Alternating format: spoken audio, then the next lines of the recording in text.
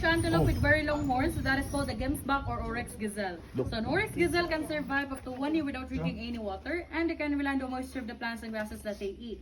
So their horns can reach up to 33 inches, and they're the national animal of Qatar and the logo of the Qatar Airways.